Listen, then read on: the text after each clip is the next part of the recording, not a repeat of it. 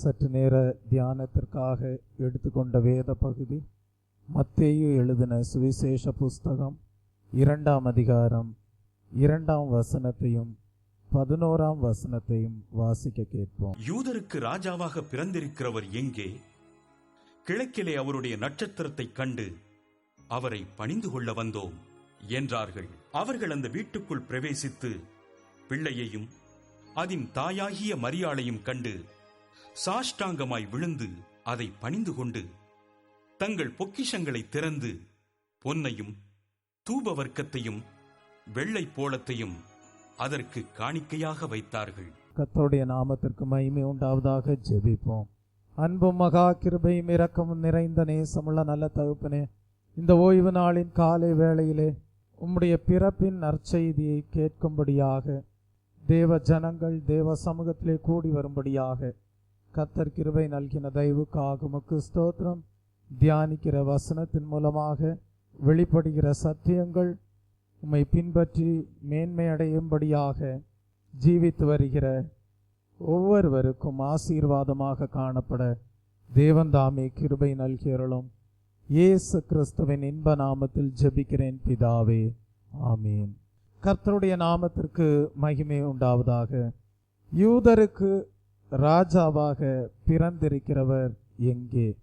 கிழக்கிலே அவருடைய நட்சத்திரத்தை கண்டு அவரை பணிந்து கொள்ள வந்தோம் என்றார்கள். கர்த்தருடைய நாமத்திற்கு மகிமை உண்டாவதாக. ஆண்டவராகிய இயேசு கிறிஸ்து ஒரு ராஜாவாக இந்த பூமியிலே பிறந்தார். ஸ்தோத்திரம். கிறிஸ்துவின் பிறப்பை குறித்து நாம் தியானிக்கும் போது உண்மையான கிறிஸ்மஸ் என்றால் என்ன என்பதை நாம் அறிந்திருக்க வேண்டும்.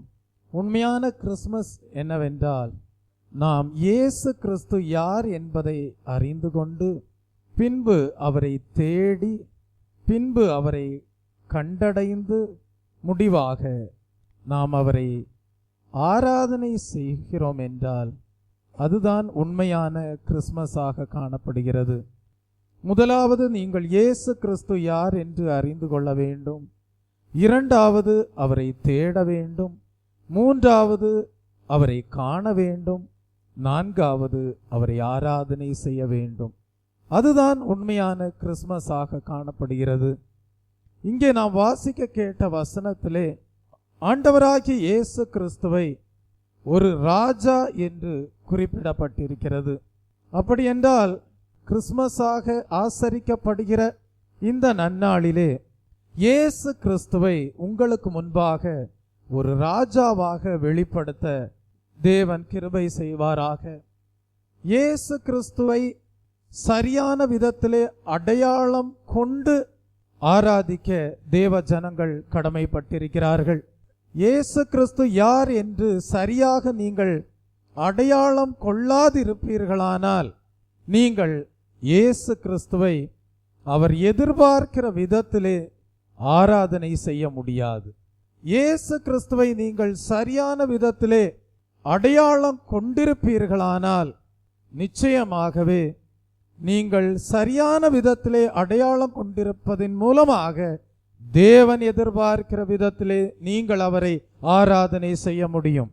தெய்வ பிள்ளையே, மத்தேயு எழுதின சுவிசேஷ புஸ்தகம் 22ஆம் அதிகாரத்திற்கு வரும்போது 41 முதல் 46 வசனங்கள் வரைக்கும் நீங்கள் படிக்கும்போது அங்கே ஒரு குறிப்பிட்ட கூட்டத்தாரை குறித்து நாம் படிக்கிறோம். அந்த குறிப்பிட்ட கூட்டத்தார் இயேசு கிறிஸ்துவை சரியான விதத்திலே அறிந்து கொள்ளாதவர்களாகவே தான் காணப்பட்டார்கள். இயேசு கிறிஸ்துவை சரியான விதத்திலே அடையாளம் கண்டுகொள்ளாதவர்களாகவே காணப்பட்டார்கள். அவர்கள் ஆண்டவராகிய இயேசு கிறிஸ்துவை எப்படி அறிந்தவர்களாய் இருந்தார்கள் என்றால் மாம்சத்தின்படி இயேசு கிறிஸ்துவை அறிந்தவர்களாய் இருந்தார்கள். பிதாவாகிய தேவன் கிறிஸ்துவை எப்படி இந்த உலகத்திலே அனுப்பி அவரை எப்படி அடையாளப்படுத்தினாரோ, எப்படி வெளிப்படுத்தினாரோ அதை அறியாதவர்களாகவே இந்த குறிப்பிட்ட ஜனங்கள் காணப்பட்டார்கள். இங்கே நாம் யாரை குறித்து வாசிக்கிறோம் என்றால் பரிசேயரை குறித்து வாசிக்கிறோம். பரிசேயர் கூடியிருக்கிறார்கள். இயேசு கிறிஸ்து அவர்களை பார்த்து கேட்கிறார், கிறிஸ்துவை குறித்து நீங்கள் என்ன நினைக்கிறீர்கள்? அவர் யாருடைய குமாரன் என்று கேட்பதை பார்க்கிறோம். உடனே அவர்கள் இயேசு கிறிஸ்துவுக்கு கொடுத்த பதில் என்ன? அவர் தாவீதின் குமாரன் என்று சொல்வதை பார்க்கிறோம். இதிலிருந்து நாம் என்ன அறிந்து கொள்கிறோம்? இந்த பரிசேயர்கள் இயேசு கிறிஸ்து வாழ்ந்த நாட்களிலே ஜீவித்து வந்திருந்தாலும் கூட அவர்கள் இயேசு கிறிஸ்துவை எப்படி அடையாளப்படுத்தி வாழ்ந்து வந்தார்கள் என்றால், மாம்சத்தின்படி இயேசு கிறிஸ்து எப்படிப்பட்ட சந்ததியிலே பிறந்தார் என்கிற அறிவோடு அவரை தாவீதின் குமாரன் என்கிற அடையாளத்தோடு தான் இயேசு கிறிஸ்துவை அறிந்து ஜீவித்து வந்திருக்கிறார்கள். உடனே ஆண்டவராகிய இயேசு கிறிஸ்து அந்த பரிசேயரை பார்த்து என்ன கேட்கிறார்? 43ஆம் வசனத்திலே படிக்கிறோம். அதற்கு அவர், அப்படியானால் தாவீது பரிசுத்த ஆவியினாலே அவரை ஆண்டவர் என்று சொல்லி இருக்கிறது எப்படி? நான் உம்முடைய சத்துருக்களை உமக்கு பாதபடியாக்கி போடும் வரைக்கும் நீர் என்னுடைய வலது பார்சத்திலே உட்காரும் என்று கர்த்தர் என் ஆண்டவரோடே சொன்னார் என்று சொல்லி இருக்கிறானே. தாவீது அவரை ஆண்டவர் என்று சொல்லியிருக்க அவனுக்கு அவர் குமாரனாயிருப்பது எப்படி என்றார். அதற்கு மாறு தரமாக ஒருவனும் அவருக்கு ஒரு வார்த்தையும் சொல்ல கூடாதிருந்தது என்று படிக்கிறோம். தெய்வ பிள்ளையே, மாம்சத்தின்படி தாவீதின் சந்ததியிலே அவர் பிறந்திருந்தாலும் கூட ஆண்டவராகிய இயேசு கிறிஸ்து என்ன எதிர்பார்த்தார் என்றால், ஜனங்கள் தன்னை மாம்சத்தின்படி தாவீதின் குமாரனாக அல்ல, ஆவிக்குரிய பிரகாரமாக தம்மை பிதாவாகிய தேவன் இந்த உலகத்திற்கு அனுப்பும் போது எப்படி அடையாளப்படுத்துகிறார் என்பதை ஜனங்கள் அறிந்து அதற்கேற்ற விதத்திலே கர்த்தரை ஆராதிக்க வேண்டும், ஆண்டவரை தொழுது கொள்ள வேண்டும் என்கிற எதிர்பார்ப்பு ஆண்டவராகிய இயேசு கிறிஸ்துவுக்குள்ளாக காணப்பட்டது. ஆகவேதான் இந்த பரிசேயர் ஆண்டவராகிய இயேசு கிறிஸ்துவை தாவீதின் குமாரன் என்று சொன்ன வேளையிலே ஆண்டவராகிய இயேசு கிறிஸ்து அதை அப்படியே ஏற்றுக்கொள்ளாமல், இவர்கள் மாம்சத்தின்படி தாவீதின் குமாரன் என்று அறிந்திருக்கிறார்களே, ஆவிக்குரிய பிரகாரமாக தான் யார்? தேவனுடைய குமாரன், ஒரு ராஜா, பரலோக பிதாவோடு கூட இருந்தவர், அவராலே அனுப்பப்பட்டவர் என்பதை அறியாதிருக்கிறார்களே என்கிற சிந்தையோடுதான் பரிசேயருக்கு ஆண்டவராகிய இயேசு கிறிஸ்து விளக்கி காட்டுகிறார். என்னவென்று விளக்கி காட்டுகிறார் என்றால், தாவீதுதானே பரிசுத்த ஆவியினாலே இயேசுவை ஆண்டவர் என்று சொல்லி இருக்கிறது எப்படி என்று ஒரு கேள்வி கேட்பதை பார்க்கிறோம். அப்படியானால் இந்த நாளிலே தேவ சமூகத்திலே கூடி வந்திருக்கிற தெய்வ ஜனங்களே, நீங்கள் ஒன்றை அறிந்து கொள்ள வேண்டும். ஆண்டவராகிய இயேசு கிறிஸ்துவை மாம்சத்தின்படி தாவீதின் குமாரன் என்று அறிந்து அதற்கேற்ற விதத்திலே குறைவாக ஆண்டவராகிய இயேசு கிறிஸ்துவை கனப்படுத்தி அதற்கேற்ற விதத்திலே நீங்கள் இயேசு கிறிஸ்துவை ஆராதிப்பீர்கள் என்றால் அது தேவன் எதிர்பார்க்கிற ஆராதனையாயிருக்காது. அது தேவன் எதிர்பார்க்கிற விதத்திலே முழு இருதயத்தோடும் முழு ஆத்மாவோடும் மகத்துவமான ராஜாவாகிய ஆண்டவராகிய இயேசு கிறிஸ்துவை ஆராதிக்கக்கூடிய முழுமையான ஆராதனையாக காணப்பட முடியாது. நீங்கள் ஆண்டவராகிய இயேசு கிறிஸ்துவை மாம்சத்தின்படி தாவீதின் குமாரனாக நீங்கள் அடையாளப்படுத்தி கொண்டு ஜீவிப்பீர்களானால் மெய்யாகவே ஆண்டவராகிய இயேசு கிறிஸ்துவை மகத்துவமான ராஜாவாக அடையாளப்படுத்தாதவர்களாகவே, அதற்கேற்ற அனுபவத்திலே அவரை ஆராதிக்காதவர்களாகவே நீங்கள் காணப்படுவீர்கள். அது மாத்திரமல்ல, ஆண்டவராகிய இயேசு கிறிஸ்துவுக்கு முழுமையான மகிமையையும் கனத்தையும் செலுத்த இயலாதவர்களாகவே நீங்கள் காணப்படுவீர்கள். ஆண்டவராகிய இயேசு கிறிஸ்துவை தேட வேண்டும் என்கிற வாஞ்சை இல்லாதவர்களாக காணப்படுவீர்கள். நீங்கள் இயேசு கிறிஸ்துவை காண வேண்டும் என்கிற வாஞ்சை இல்லாதவர்களாக காணப்படுவீர்கள். ஆண்டவராகிய இயேசு கிறிஸ்துவுக்கு செலுத்த வேண்டிய முழுமையான ஆராதனையையும் முழுமையான கனத்தையும் செலுத்த இயலாதவர்களாக மாறிவிடுவீர்கள். ஆகவே முதலாவது நீங்கள் இந்த கிறிஸ்துமஸ் தினத்தன்று அறிந்து கொள்ள வேண்டியது என்னவென்றால், இயேசு கிறிஸ்துவை மாம்சத்தின்படி தாவீதின் குமாரனாக அல்ல, ஆவிக்குரிய பிரகாரமாக ஆண்டவராகிய இயேசு கிறிஸ்துவை நீங்கள் அறிந்திருக்க வேண்டும். அவர் ஒரு ராஜாதி ராஜாவாக, அவர் மகத்துவமான ராஜாவாக, பிதாவாகிய தேவனுடைய ஒரே பேரான குமாரனாக அவர் காணப்படுகிறார் என்பதை அறிந்து பின்பு அவரை தேடி அவரை கண்டு அவரை ஆராதனை செய்ய வேண்டியவர்களாய் இருக்கிறீர்கள். அப்படி நீங்கள் இயேசு கிறிஸ்துவை தேவனுடைய குமாரனாக ராஜாதி ராஜாவாக நீங்கள் அறிந்து அப்படிப்பட்ட அடையாளத்தோடு அவரை தேடி அவரை கண்டடைந்து ஆராதிப்பீர்களானால் உங்களுடைய ஜீவியம் ஆசீர்வாதமாக காணப்படும். அவரை பின்பற்றுகிற உங்களுடைய வாழ்க்கையிலே நீங்கள் அவரை போல ராஜரீக பாதையிலே ராஜாக்களாகவும் ஆசாரியர்களாகவும் காணப்படுவீர்கள். Price the Lord. ஆகவேதான் ஒரு முறை ஆண்டவராகிய இயேசு கிறிஸ்து தம்முடைய சீஷர்களை பார்த்து ஒரு கேள்வி கேட்கிறார். மத்தேயு 16ஆம் அதிகாரம் 13ஆம் வசனத்திற்கு வரும்போது, ஆண்டவராகிய இயேசு கிறிஸ்து பிலிப்பு செசரியாவின் திசைகளில் அவர் வருகிறார். அங்கே வந்த வேளையிலே தம்முடைய சீஷரை பார்த்து ஒரு கேள்வியை கேட்கிறார். அந்த கேள்வி என்ன? மனுஷகுமாரனாகிய என்னை ஜனங்கள் யார் என்று சொல்கிறார்கள் என்று கேட்பதை பார்க்கிறோம். அதற்கு சீஷர்கள் என்ன சொல்கிறார்கள்? சிலர் உம்மை யோவான் ஸ்நானகன் என்றும், சிலர் எலியா என்றும், வேறு சிலர் எரேமியா அல்லது தீர்க்கதரிசிகளில் ஒருவர் என்றும் சொல்லுகிறார்கள் என்று சொல்வதை பார்க்கிறோம். அப்பொழுது ஆண்டவராகிய இயேசு கிறிஸ்து சீஷர்களை பார்த்து கேட்கிறார், நீங்கள் என்னை யார் என்று சொல்கிறீர்கள் என்று கேட்பதை பார்க்கிறோம். உடனே சீமோன் பேதுரு என்ன சொல்லுகிறார்? இயேசு கிறிஸ்துவை பார்த்து சொல்லுகிறார், நீர் ஜீவனுள்ள தேவனுடைய குமாரனாகிய கிறிஸ்து என்று சொல்வதை பார்க்கிறோம். பேதுரு இப்படிப்பட்ட ஒரு பதிலை கொடுத்த போது ஆண்டவராகிய இயேசு கிறிஸ்து சீமோன் பேதுருவை பார்த்து என்ன சொன்னார்? யோனாவின் குமாரனாகிய சீமோனே, நீ பாக்கியவான், மாம்சமும் இரத்தமும் இதை உனக்கு வெளிப்படுத்தவில்லை, பரலோகத்தில் இருக்கிற என் பிதா இதை உனக்கு வெளிப்படுத்தினார் என்று சொல்வதை பார்க்கிறோம். அப்படியானால் பரிசேயர் ஆண்டவராகிய இயேசு கிறிஸ்துவை தாவீதின் குமாரன் என்று சொல்வதற்கு காரணம் என்ன? அவர்களுக்கு பிதாவாகிய தேவனுடைய வெளிப்படுத்தல் உண்டாயிருக்கவில்லை. பரிசேயர் இயேசு கிறிஸ்துவை மாம்சத்தின்படிதான் அடையாளப்படுத்தி காட்டினார்கள். ஆனால் இயேசு கிறிஸ்துவோடு கூட இருந்த சீமோன் பேதுரு கிறிஸ்துவை ஆவிக்குரிய பிரகாரமாக பிதாவாகிய தேவன் வெளிப்படுத்தின விதத்திலே இயேசு கிறிஸ்துவை சரியான விதத்திலே அடையாளப்படுத்தி காட்டுவதை நாம் அறிந்து கொள்கிறோம். நீர் ஜீவனுள்ள தேவனுடைய குமாரனாகிய கிறிஸ்து என்று சொல்வதை பார்க்கிறோம். தேவ சமூகத்திலே கூடி வந்திருக்கிற தெய்வ ஜனமே, நீங்கள் கிறிஸ்துவை பிதாவாகிய தேவன் வெளிப்படுத்தும் விதமாக அடையாளப்படுத்தி காட்ட கடமைப்பட்டிருக்கிறீர்கள்.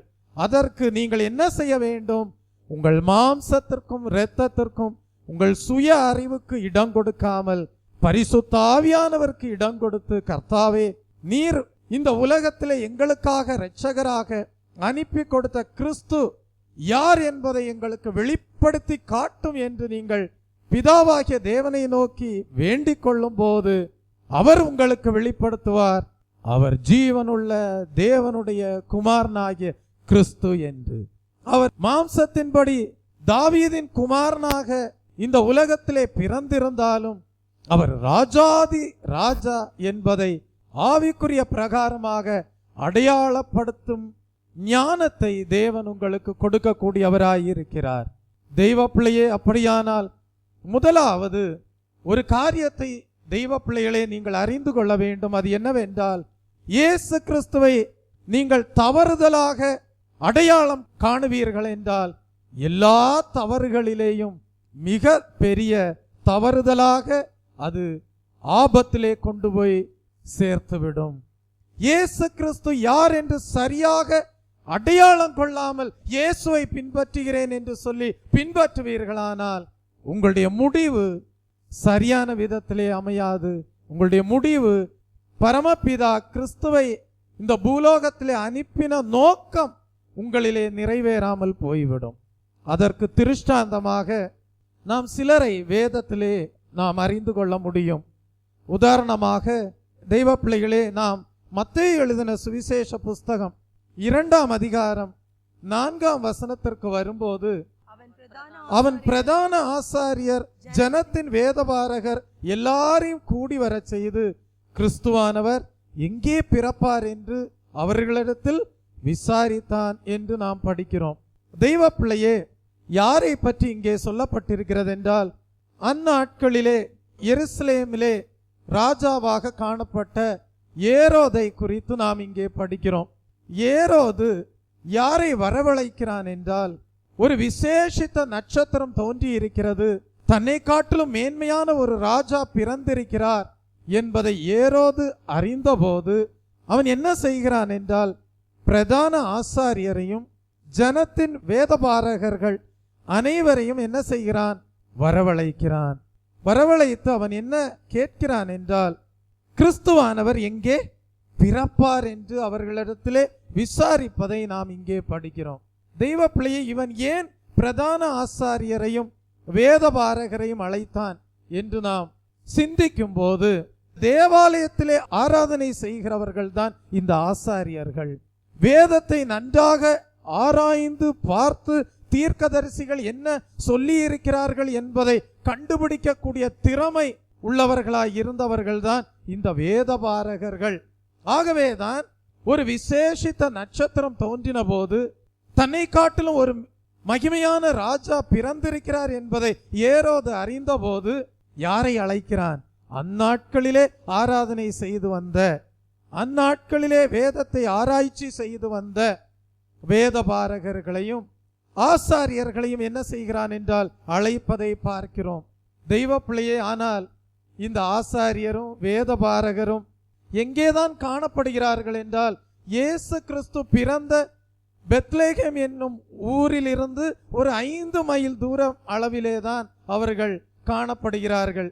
ஆனால் அவர்களால் இயேசு கிறிஸ்துவை தேடி அவரை கண்டுபிடித்து அவரை பணிந்து கொள்ள இயலாதவர்களாக காணப்பட்டார்கள். காரணம் என்னவென்றால், அவர்கள் எல்லாரும் அந்நாட்களிலே ஆசாரியராக காணப்பட்டாலும் வேத பாரகராக காணப்பட்டாலும் அவர்களுடைய வாஞ்சையும் விருப்பமும் எப்படி இருந்ததென்றால், மெய்யாகவே தேவனை அறிந்து கொள்ள வேண்டும், மெய்யாகவே தேவனை அதிகமாக தேட வேண்டும், மெய்யாகவே தேவனை தேடி கண்டுபிடிக்க வேண்டும், தேவனை தேடி கண்டுபிடித்து அவரை ஆராதிக்க வேண்டும் என்கிற எண்ணம், என்கிற விருப்பம் அவர்களுக்குள்ளாக காணப்படவில்லை. இந்நாட்களிலே தேவ சபையிலே கடந்து வந்திருக்கிற தெய்வ ஜனமே, நீங்கள் ஒருவேளை வேதத்தை ஆராய்ந்து படிக்கிறவர்களாய் இருக்கலாம், நீங்கள் ஒருவேளை தேவனை ஆராதிக்க கூடியவர்களாய் இருக்கலாம். ஆனால் கிறிஸ்துவை எப்படி அடையாளப்படுத்தி உங்கள் ஜீவியத்திலே வாழுகிறீர்கள்? மாம்சத்தின்படி தாவீதின் குமாரன் என்கிற எண்ணத்தோடு அடையாளப்படுத்தி காணப்படுகிறீர்களா?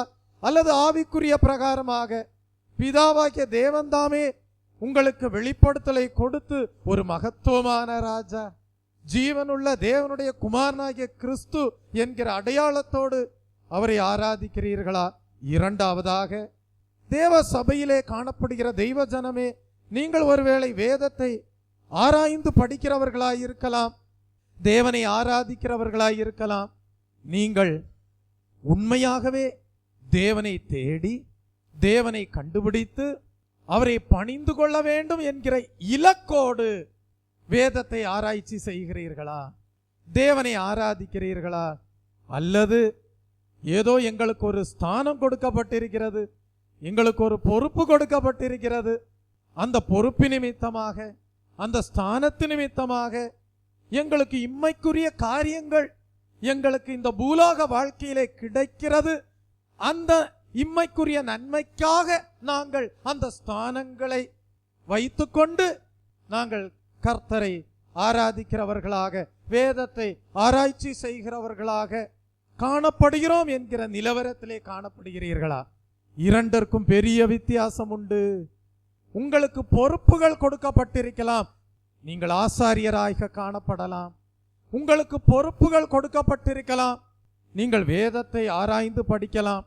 ஆனால் நீங்கள் அப்படி ஆராதிக்கும் போது, வேதத்தை தியானிக்கும் போது உங்களுடைய குறிக்கோள் தவறாய் இருக்குமே ஆனால், உங்களுடைய குறிக்கோள் இம்மைக்காக காரியங்கள், ஸ்தானங்கள், உங்களை கனப்படுத்த வேண்டும் என்கிற எண்ணம், தெய்வ பிள்ளையே, அந்த ஸ்தானங்களின் மூலமாக உங்களுக்கு கிடைக்கக்கூடிய இம்மைக்குரிய நன்மைகள், இதற்காக நீங்கள் வேதத்தை ஆராய்ந்து படிக்கிறவர்களாக, ஆராதிக்கிறவர்களாக நீங்கள் காணப்படுவீர்களானால், தேவன் ஆண்டவராகிய இயேசு கிறிஸ்துவை உங்களுக்காக இந்த உலகத்திலே அனுப்பி கொடுத்த குறிக்கோள் உங்கள் ஜீவியத்திலே நிறைவேறாமல் போய்விடும். கிறிஸ்துவை மெய்யாகவே தேவன் எதிர்பார்க்கக்கூடிய விதத்தில் நீங்கள் ஆராதிக்க இயலாதவர்களாக காணப்படுவீர்கள். தேவன் எதிர்பார்க்கிற விதத்திலே நீங்கள் தேவனை தேடாதவர்களாக காணப்படுவீர்கள். தேவன் எதிர்பார்க்கிற விதத்திலே நீங்கள் கிறிஸ்துவை கண்டடைய கூடாமற் போய்விடுவீர்கள். ஆகவே இந்த காலை வேளையிலே தேவாவியானவர் உங்களோடு இடைபடுகிற ஒரு காரியம் உண்டு. நீங்கள் கிறிஸ்துவை முதலாவது சரியான விதத்திலே அடையாளம் கொள்ள வேண்டும். இரண்டாவது, நீங்கள் வேத ஆராய்ச்சியாளர்களாக காணப்படலாம், தேவனை ஆராதிக்கிறவர்களாய் இருக்கலாம். ஆனால் உங்கள் குறிக்கோள் தவறானவைகளாய் இருக்குமே ஆனால், இம்மைக்குரிய நன்மைகளுக்காக மாத்திரம் என்கிற குறிக்கோளோடு அந்த ஸ்தானங்களையும் வேத ஆராய்ச்சியையும் ஆராதனையும் செய்வீர்களானால், தேவன் கிறிஸ்துவை இந்த பூலோகத்திலே அனுப்பி கொடுத்த குறிக்கோள் உங்கள் வாழ்க்கையிலே நிறைவேறாமல் போய்விடும். நீங்கள் இந்த வேத பாரகரையும் ஆசாரியர்களையும் அந்நாட்களிலே வாழ்ந்து வந்த இந்த சனகரிப்பு என்கிற கூட்டத்தாரை குறித்து நீங்கள் படிக்கும்போது, இந்த சனகரிப்பு என்கிற கூட்டத்தார் சட்ட நிபுணர்களாக காணப்பட்டார்கள், நியாயாதிபதிகளாக காணப்பட்டார்கள். அந்நாட்களிலே காணப்பட்ட பேரரசினால் அதிகாரம் பெற்றவர்களாக காணப்பட்டார்கள். சில முக்கிய தீர்மானங்களை எடுக்கக்கூடிய அதிகாரம் இவர்களுக்குள்ளாக காணப்பட்டது. ஆனால் இயேசு கிறிஸ்து எங்கே பிறப்பார் என்று வேதத்தை ஆராய்ந்து கண்டுபிடிக்கக்கூடிய திறமை வாய்ந்தவர்களாக காணப்பட்டாலும் கூட, ஒரு நட்சத்திரம் வானத்திலே தோன்றியிருப்பதை இவர்கள் நன்றாக ஆராய்ந்து கண்டுபிடித்திருந்தாலும் கூட, இவர்களோ இயேசுவை போய் பார்க்கவில்லை. அப்படியானால் இவர்களுடைய குறிக்கோள் என்னவாய் இருந்திருக்கிறது? தேவனை தேடி கண்டுபிடிக்க வேண்டும் என்கிற குறிக்கோள் இல்லாதவர்களாகவே இவர்கள் வேதத்தை ஆராய்ந்து படிக்கக்கூடியவர்களாய் இருந்திருக்கிறார்கள். அப்படியானால் இவர்களுடைய குறிக்கோள் என்னவாய் இருந்தது? தெய்வ பிள்ளையே, இவர்களுடைய குறிக்கோள் எல்லாம் என்ன புசிக்கலாம், என்ன குடிக்கலாம், ஆசனங்களிலே உட்கார்ந்திருக்க வேண்டும், தங்களை மற்றவர்கள் பெரியவர்களாக எண்ண வேண்டும், சந்தை வெளிகளிலே மனிதர்கள் மத்தியிலே வந்தனங்களை இவர்கள் எதிர்பார்த்தார்கள், தங்களுக்கு மனிதர்கள் மதிப்பு கொடுக்க வேண்டும் என்று எதிர்பார்த்தார்கள். இவர்களை குறித்து என்ன சொல்லப்பட்டிருக்கிறது? பாத்திரத்தின் வெளிப்புறத்தை சுத்தமாக்கினார்களே அல்லாமல் உள்புறங்களிலே இவர்கள் சுத்தமில்லாதவர்களாகவே தான் வாழ்ந்து வந்தார்கள் என்று சொல்லப்பட்டிருக்கிறது. தெய்வ பிள்ளையை பாருங்கள், இவர்கள் வெளிப்புறங்களிலே சுத்தவான்களாக காணப்பட்டாலும் கூட இவர்களுடைய உள்புறத்திலே என்ன இல்லை? சுத்திகரிப்பு இல்லை. இவர்களுடைய உள்புறத்திலே என்ன இல்லை என்றால் சுத்தம் இல்லை. எப்படி பாத்திரத்தின் வெளிப்புறத்தை சுத்தமாக்கி உள்புறம் அழுக்காக காணப்படுமோ அப்படிதான் இவர்களுடைய ஜீவியம் காணப்பட்டது. தெய்வ பிள்ளையே, பெரிய பெரிய ஆசனங்களிலே உட்கார்வதற்காக தங்களை அர்ப்பணித்திருந்தார்களே தவிர உண்மையான தெய்வத்தை இவர்கள் அறியவில்லை. இந்த ஓய்வு நாளின் காலை வேளையிலே தேவ சமூகத்திலே கடந்து வந்திருக்கிற தெய்வ ஜனங்களே, நீங்கள் அப்படிப்பட்ட ஆசாரியர்களாக ஜீவிப்பது தேவனுக்கு விருப்பம் இல்லை. அப்படிப்பட்ட வேத ஆராய்ச்சியாளர்களாக இருப்பது தேவனுக்கு விருப்பம் இல்லை. அப்படிப்பட்ட வேத ஆராய்ச்சியாளர்களாக, வேத பாரகராக நீங்கள் காணப்படுவீர்களானால் உங்கள் ஆராதனை தேவனால் முழுமையாக அங்கீகரிக்கப்படாது. கிறிஸ்து இந்த பூலோகத்திலே வெளிப்பட்ட நோக்கம், குறிக்கோள் உங்களுடைய வாழ்க்கையிலே நிறைவேறாது. இம்மைக்காக மாத்திரம் ஸ்தானங்களையும் பதவிகளையும் வைத்துக்கொண்டு வெளிப்புறத்திலே சுத்தவான்களாக வெளிப்படுத்தி, ஆனால் உள்புறத்திலே அசுத்தமான ஜீவியம் செய்கிறவர்களாக, எல்லா மனிதர்களை பார்க்கிலும் பரிதவிக்கப்படத்தக்கவர்களாகவே காணப்படுவீர்கள் என்பதை இவர்களுடைய ஜீவியத்தின் மூலமாக தேவன் இந்த காலை வேளையிலே வெளிப்படுத்தி காட்டுகிறார். இந்த காலை வேளையிலே நீங்கள் பெரிய பெரிய ஆசனங்களுக்காக உங்கள் ஜீவியங்களை அர்ப்பணிக்க வேண்டாம். பெரிய பெரிய பதவிகளுக்காக உங்கள் ஜீவியங்களை அர்ப்பணிக்க வேண்டாம். இம்மைக்குரிய நன்மைகளுக்காக நீங்கள் உங்கள் ஜீவியத்தை அர்ப்பணிக்க வேண்டாம். உங்கள் ஜீவியத்தை உண்மையாகவே அர்ப்பணியுங்கள். எதற்காக அர்ப்பணியுங்கள்? முழு இருதயத்தோடு முழு ஆத்துமாவோடு கர்த்தரை தேடும்படியாக அர்ப்பணியுங்கள். முழு இருதயத்தோடு முழு ஆத்துமாவோடு கர்த்தரை தேடி, கர்த்தரை நான் கண்டுபிடிப்பேன், அதை லெக்காக வைத்தே நான் கர்த்தரை தேடுகிறேன் என்கிற எண்ணத்தோடு கர்த்தரை கண்டுபிடியுங்கள். உங்கள் எல்லாருக்கும் தெரியும் சாது சுந்தர் சிங் அவர்களை பற்றி. மெய்யான ஒரு தெய்வம் உண்டானால் அவர் எனக்கு வெளிப்பட வேண்டும் என்று சொல்லி அதிகமாக பிரயாசப்பட்டார். அவர் ஆசனங்களை விரும்பவில்லை, அவர் பதவிகளை விரும்பவில்லை, அவர் ஏதோ இம்மைக்குரிய காரியங்களுக்காக வேதத்தை ஆராய்ந்து படிக்கவில்லை, இம்மைக்காக சில உலக பிரகாரமான நன்மைகளை பெற்றுக்கொள்ளும்படியாக அவர் கர்த்தரை தேடவில்லை.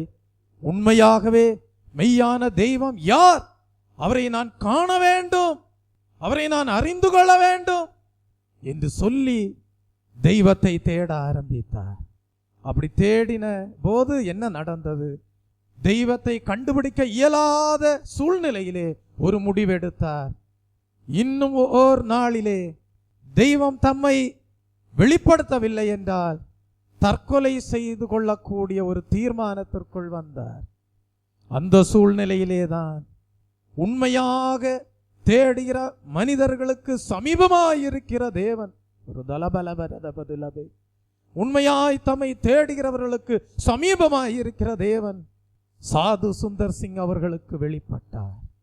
இயேசு கிறிஸ்து சாது சுந்தர் சிங் அவர்களுக்கு வெளிப்பட்டார். நானே வழியும் சத்தியமும் ஜீவனுமாயிருக்கிறேன் என்கிற வார்த்தைகளோடு சாது சுந்தர் சிங் அவர்களுக்கு இயேசு கிறிஸ்து வெளிப்பட்டார். யார் உண்மையாக கிறிஸ்துவை தேடுகிறார்களோ, உண்மையான குறிக்கோளோடு கிறிஸ்துவை தேடுகிறார்களோ அவரை காண வேண்டும். அதற்காகவே நான் கிறிஸ்துவை தேடுகிறேன், அதற்காகவே தெய்வத்தை தேடுகிறேன் என்கிற குறிக்கோளோடு கர்த்தரை தேடும் போது நிச்சயமாகவே தம்மை தேடுகிற யாவருக்கும் அவர் சமீபமாயிருக்கிறார் என்பதை தேவன் விளங்கச் செய்வார். தெய்வ பிள்ளையே, என்னுடைய சாட்சியம் அப்படியே காணப்படுகிறது. ஒரு 17-18 வருடங்கள் நான் கர்த்தரை தேடினேன், வேதத்தை படித்தேன். ஆனால் நான் கர்த்தரிடத்திலே அதிகமாக சொல்லுவேன், அனுபவபூர்வமாக உம்மை நான் தரிசிக்க வேண்டும், அனுபவபூர்வமாக உம்முடைய வார்த்தைகளை நான் கேட்க வேண்டும், அனுபவபூர்வமாக உம்முடைய அபிஷேகத்தை பெற்றுக்கொள்ள வேண்டும், அனுபவபூர்வமாக உம்மை நான் தொழுது கொள்ள வேண்டும். அப்படியே என்னுடைய தேடுதல் வீணாய் போகவில்லை. ஒரு நாள் கர்த்தர் தம்மை எனக்கு வெளிப்படுத்தினார். ரோமர் 5:5 சொல்லப்பட்டபடி மேலும் நமக்கு அருளப்பட்ட பரிசுத்தாவியானவருடைய அன்பு நம்முடைய இருதயங்களிலே ஊற்றப்பட்டிருக்கிறபடியால் அந்த நம்பிக்கை நம்மை வெட்கப்படுத்தாது. தரிசனங்களை தந்தார், அது நிறைவேறும்படியாக செய்தார். ஊழிய பாதையை வெளிப்படுத்தினார். ஸ்தானங்களுக்காக அல்ல, ஆசனங்களுக்காக அல்ல, இம்மைக்குரிய காரியங்களுக்காக அல்ல, முழுமையாக முழு இருதயத்தோடு அவரை கண்டு தேடுகிறேன், கண்டுபிடிக்கிறேன். என்னுடைய வாழ்க்கையின் நோக்கம் என்ன? இனி கர்த்தரை ஆராதித்துக் கொண்டே இருக்க வேண்டும். கர்த்தரை ஆராதித்துக் கொண்டே இருந்து அவர் என் ஜீவியத்திலே வைத்திருக்கிற குறிக்கோளை நிறைவேற்றும்படியாக என்னுடைய ஜீவியத்தை நான் அர்ப்பணிக்க வேண்டும். தெய்வ பிள்ளையே, ஆகவேதான் கிறிஸ்துவை நீங்கள் தவறான விதங்களிலே அடையாளப்படுத்தி ஜீவிப்பீர்களானால், தவறான விதத்திலே அடையாளத்தோடு கிறிஸ்துவை நீங்கள் தேடுவீர்களானால், நீங்கள் கிறிஸ்துவை கண்டுபிடிக்கவும் முடியாது, கிறிஸ்துவை அவர் எதிர்பார்க்கிற விதத்திலே ஆராதிக்கவும் முடியாது. அப்படிதான் அந்நாட்களிலே பரிசேயர் காணப்பட்டார்கள். அப்படிதான் அந்நாட்களிலே சனகரிப்பு கூட்டத்தார் காணப்பட்டார்கள். அப்படிதான் அந்நாட்களிலே வேதபாரகர்கள் காணப்பட்டார்கள். அப்படிதான் அந்நாட்களிலே மாம்சத்தின்படி கிறிஸ்துவை அறிந்தவர்களாக, குறிக்கோளை அடையாதவர்களாக, தங்களை ஜனங்கள் பெரியவர்களாக எண்ண வேண்டும் என்கிற குறிக்கோளோடு இம்மைக்குரிய காரியங்களுக்காக மாத்திரம் வேதத்தை ஆராய்ச்சி செய்கிறவர்களாக, ஆராதிக்கிறவர்களாக காணப்பட்டார்கள். இந்த காலை வேளையிலே தேவ சமூகத்திலே கடந்து வந்திருக்கிற தெய்வ பிள்ளையே, உண்மையான கிறிஸ்துமஸ் என்று சொல்லப்படுகிறது. நீங்கள் தேட வேண்டும். எப்படி தேட வேண்டும்? சரியான விதத்திலே கிறிஸ்துவை அறிந்து கொண்டு, சரியான அடையாளத்தோடு கிறிஸ்துவை தேட வேண்டும். கிறிஸ்துவை கண்டுபிடிக்க வேண்டும். கண்டுபிடித்து விட்டு என்ன செய்ய வேண்டும்? அவரை பணிந்து அவரை தொழுது கொள்ள வேண்டும். அப்படி தொழுது கொள்ளும் போது பிதாவாகிய தேவன் கிறிஸ்துவை இந்த பூலோகத்திலே அனுப்பின நோக்கம் உங்கள் ஜீவியத்திலே நிறைவேறும். Price the Lord. தெய்வ பிள்ளை, அப்படியானால் இந்த காலை வேளையிலே கர்த்தர் உங்களுக்கு முன்பாக கிறிஸ்துவை எப்படி வெளிப்படுத்தி காட்டுகிறார் என்றால், ஒரு ராஜாவாக தம்மை வெளிப்படுத்தி காட்டுகிறார். முதலாவது, நம்முடைய ஆண்டவராகிய இயேசு கிறிஸ்துவை ராஜா என்று நாம் சொல்லும் போது அவரிலே காணப்படுகிற அனுபவம் என்ன? அவர் பரிசுத்தவான்களின் ராஜாவாக காணப்படுகிறார்.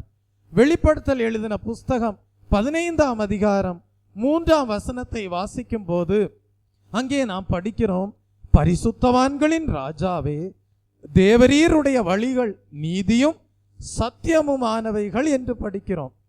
நம்முடைய ஆண்டவராகிய இயேசு கிறிஸ்து பரிசுத்தவான்களுடைய ராஜாவாக காணப்படுகிறார். பெத்லகேம் பாலகனாகிய இயேசு பரிசுத்தமானவர் மட்டுமல்ல, பரிசுத்தத்தை ஜனத்திற்கு தர வந்தவர் மட்டுமல்ல, பரிசுத்தவான்களின் ராஜா என்று அழைக்கப்படும்படியான எல்லா தகுதியும் வாய்ந்தவராக காணப்பட்டார். இயேசு கிறிஸ்து முன்மாதிரியான பரிசுத்த ஜீவியம் செய்தவராக வாழ்ந்து காட்டினார். ஆகவேதான் ஒரு முறை இப்படியாக சொன்னார்.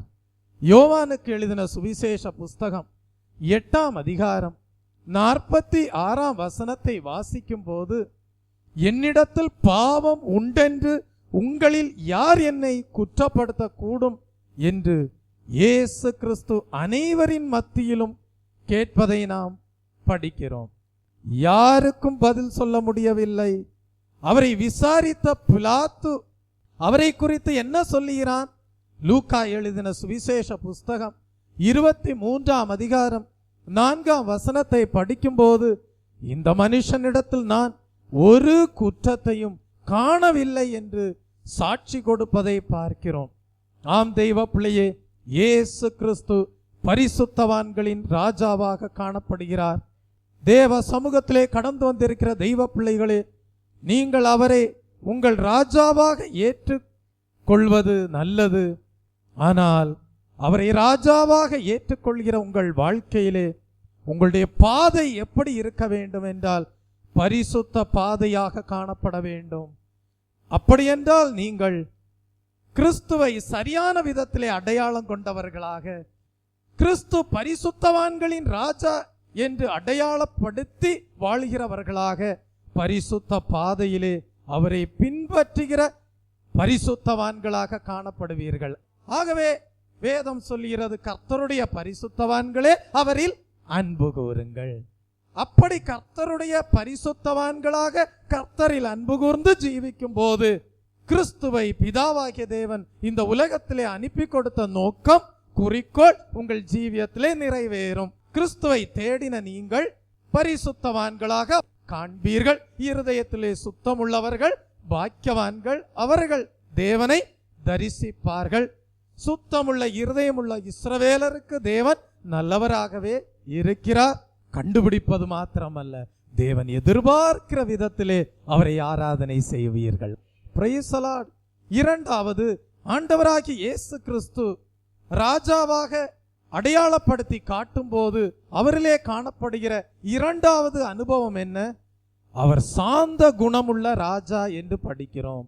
மத்தேயு எழுதின சுவிசேஷ புஸ்தகம் 21 அதிகாரம் 4 படிக்கும்போது, இதோ உன் ராஜா சாந்த குணமுள்ளவராய் கழுதையின் மேலும் கழுதை குட்டி ஆகிய மரியின் மேலும் ஏறிக்கொண்டு உன்னிடத்தில் வருகிறார் என்று சியோன் குமாரத்திக்கு சொல்லுங்கள் என்று படிக்கிறோம்.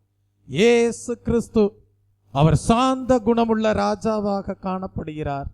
ஆகவே கிறிஸ்துவை பின்பற்றுகிறேன் என்று சொல்லுகிற எந்த ஒரு மனிதனானாலும் கிறிஸ்துவை குறித்த சரியான அடையாளம் சாந்த குணமுள்ள ராஜா இயேசு கிறிஸ்து என்பதை அறியாமல் கிறிஸ்துவை பின்பற்றுவானேயானால் கிறிஸ்துவிலே உண்டாயிருக்கக்கூடிய சாந்த குணம் அந்த மனிதனுடைய வாழ்க்கையிலே உண்டாயிராது. ஆகவே கிறிஸ்துவை பின்பற்றும் போது சரியான அடையாளத்தோடு கிறிஸ்துவை பின்பற்ற வேண்டும்.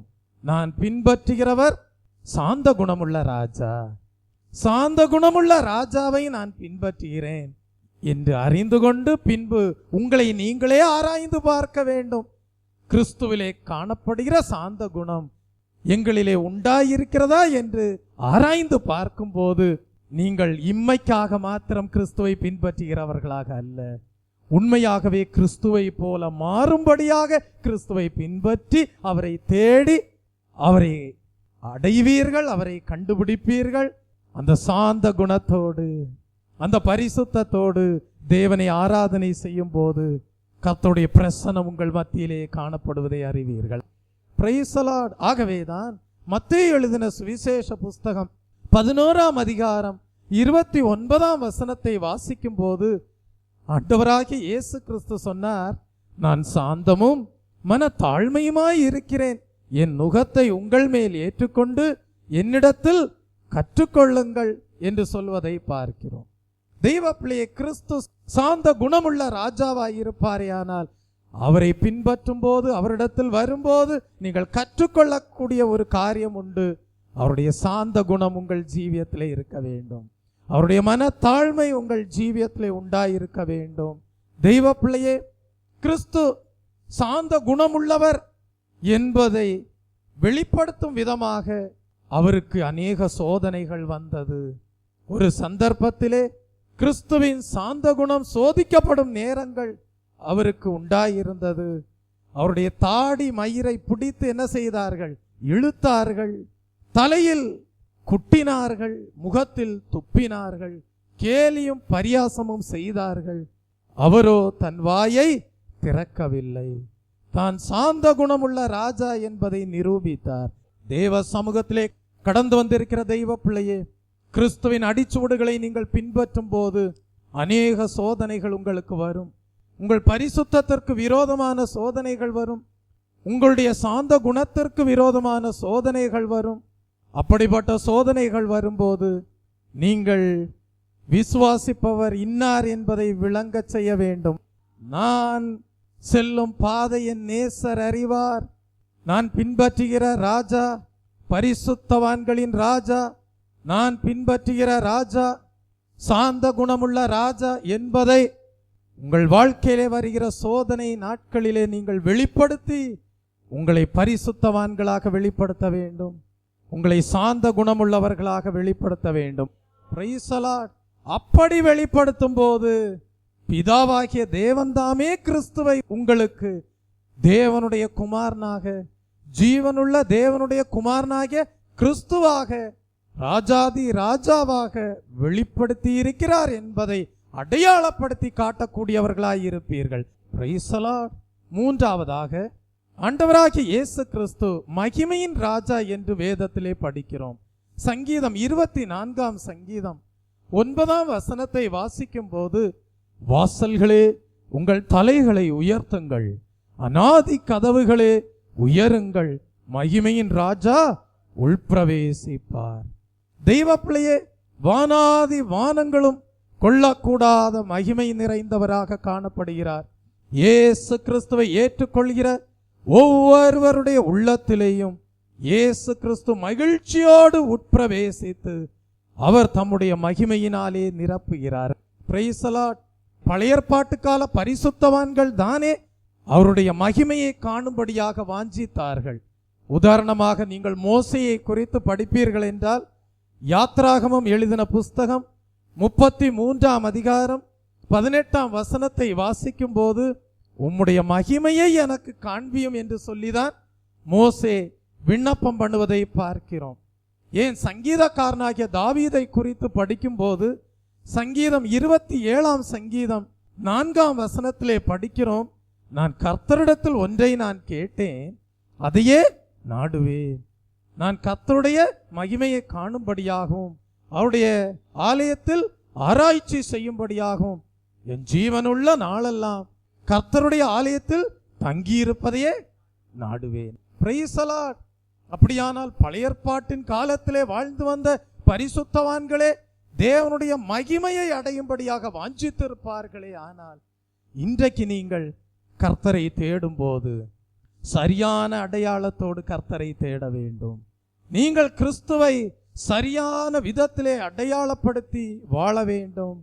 நான் ஆராதிக்கிற தேவன் மகிமையுள்ள தேவன், அவரை பின்பற்றுகிற என் வாழ்க்கையிலே அவருடைய மகிமை காணப்படும், அதற்காகவே அவரை தேடுகிறேன் என்று சொல்லி அவரை பின்பற்றும் போது ஒரு நாள் சரியான அடையாளத்தோடு கிறிஸ்துவை அறிந்து கொண்டு அவரை தேடுகிறேன், அவரை கண்டுபிடிப்பேன், அதுதான் என் வாழ்க்கையில் லெக்கு என்கிற நோக்கத்தோடு கிறிஸ்துவை தேடும் போது அவரை கண்டுபிடிக்கும் போது உங்கள் ஜீவிய நாட்கள் எல்லாம் தேவனுடைய ஆலயத்திலே அப்படிப்பட்ட அனுபவங்களோடு நான் ஆராதிக்கிறவர் பரிசுத்தவான்களின் ராஜா, நான் ஆராதிக்கிறவர் சாந்த குணமுள்ள ராஜா, நான் ஆராதிக்கிறவர் மகிமையின் ராஜா என்கிற அனுபவத்தோடு தேவனை ஆராதிக்கும் போது கிறிஸ்துவின் வருகையின் நாளிலேயும் அவருடைய நாளை நீங்கள் மகிமையின் நாளாக எதிர்கொள்வீர்கள். நீங்கள் ஒருபோதும் கைவிடப்பட மாட்டீர்கள்.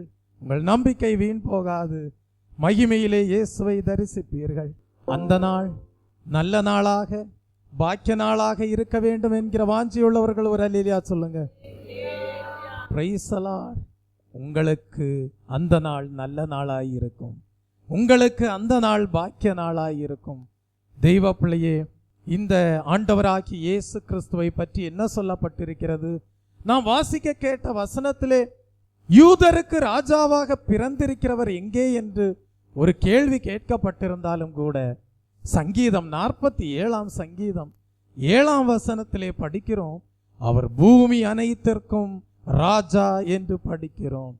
அவர் பூமி அனைத்திற்கும் ராஜா, யூதருக்கு ராஜா என்று அன்றைக்கு சாஸ்திரிகளால் சொல்லப்பட்டிருந்தாலும் கூட வேதத்தை ஆராய்ந்து பார்க்கும்போது பெத்லெகேமில் இயேசு கிறிஸ்து பிறந்தபடியினால் அவர் இஸ்ரவேலருக்கு மட்டுமே ராஜா என்று நாம் சொல்லிவிட முடியாது. காரணம், வேதம் சொல்லுகிறது பூமியும் அதன் நிறைவும் உலகமும் அதிலுள்ள குடிகளும் கர்த்தருடையது. சங்கீதம் 24ஆம் சங்கீதம் 1ஆம் வசனம். ஆகவே பூமியும் அதன் நிறைவும் உலகமும் அதிலுள்ள குடிகளும் கர்த்தருடையதாய் இருக்கிறபடியால் அவர் பூமி அனைத்திற்கும் ராஜாவாய் இருக்கிறார். ஆகவே வேதம் என்ன சொல்லுகிறது? கருத்துடனே அவரை போற்றி பாடுங்கள், கருத்துடனே அவரை போற்றி பாடுங்கள். இலக்கு அதுதான். மகிமையின் ராஜா என்று அடையாளப்படுத்தி விட்டாரே, பூமி அனைத்திற்கும் ராஜா என்று தம்மை அடையாளப்படுத்தி விட்டாரே, அவரை தேடுகிற நீங்கள், அவரை கண்டடைகிற நீங்கள் என்ன செய்ய வேண்டும்? கருத்துடனே அவரை போற்றி பாட வேண்டும். தெய்வ பிள்ளையே, அடுத்தபடியாக ஆண்டவராகிய இயேசு கிறிஸ்துவை பற்றி என்ன சொல்லப்பட்டிருக்கிறது? அவர் நீதியின் ராஜா என்று படிக்கிறோம். ஏசாயா தீர்க்கதரிசியின் புஸ்தகம் 32ஆம் அதிகாரம் 1ஆம் வசனத்தை படிக்கும்போது இதோ ஒரு ராஜா நீதியாக அரசாளுவார் என்று படிக்கிறோம். இயேசு கிறிஸ்து நீதியுள்ள ராஜாவாக காணப்படுகிறார். சங்கீதம் 74ஆம் சங்கீதம் 12ஆம் வசனத்தில் என்ன படிக்கிறோம்? பூர்வகால ராஜா என்று படிக்கிறோம். மாம்சத்தின்படி அவர் 2000 ஆண்டுகளுக்கு முன்பாக ஒரு குழந்தையாக பெத்லெகேம் என்னும் ஊரிலே அவர் தோன்றி இருந்தாலும் கூட அவர் உலக தோற்றத்திற்கு முன்பாகவே பிதாவாகிய தேவனோடு காணப்பட்டவராயிருந்தார். ஆகவேதான் அவரை குறித்து பூர்வகால ராஜா என்று சொல்லப்பட்டிருக்கிறது. நீதிமொழிகள் 8ஆம் அதிகாரம் 23ஆம் வசனத்திலே படிக்கிறோம், பூமி உண்டாகும் முன்னும் ஆதி முதற்கொண்டும் அநாதியாய் நான் அபிஷேகம் பண்ணப்பட்டேன் என்று இயேசு கிறிஸ்துவை குறித்து சொல்லப்பட்டிருப்பதை படிக்கிறோம். பூமி உண்டாவதற்கு முன்பாகவே ஆதி முதற்கொண்டு அநாதியாய் ஆண்டவராகிய இயேசு கிறிஸ்து அபிஷேகம் பண்ணப்பட்டவராக பிதாவின் சமூகத்திலே காணப்பட்டார். ஆனால் மாம்சத்திலே தம்மை பெத்லேஹேம் என்னும் ஊரிலே பாலகனாக வெளிப்படும்படியாக இந்த பூலோகத்திலே கடந்து வந்தார். தெய்வ பிள்ளையே, ஆகவேதான் யோவானுக்கு எழுதின புஸ்தகம் 17ஆம் அதிகாரம் 5ஆம் வசனத்திலே படிக்கிறோம், பிதாவே, உலகம் உண்டாகிறதற்கு முன்னே உம்மிடத்தில் எனக்கு உண்டாயிருந்த மகிமையினாலே இப்பொழுது நீர் என்னை உம்மிடத்திலே மகிமைப்படுத்தும் என்று வாசிக்கிறோம். அப்படியானால் உலகம் உண்டாகிறதற்கு முன்னேதானே பிதாவினிடத்தில் இயேசு கிறிஸ்துவுக்கு மகிமை உண்டாயிருந்திருக்கிறது. ஆகவே தெய்வ பிள்ளையே, இப்படிப்பட்ட அடையாளத்தோடு நான் ஆராதிக்கிற தேவன் இயேசு கிறிஸ்து பூர்வகால ராஜாவாக காணப்படுகிறார். ஆகவே அவரை வெறும் மாம்சத்தின்படி ஒரு தாவீதின் குமாரன் என்கிற அடையாளத்தோடு நான் அவரை பின்பற்றக்கூடாது. பின்பற்றினால் அவரை நான் தேடினாலும் கண்டடைய முடியாது.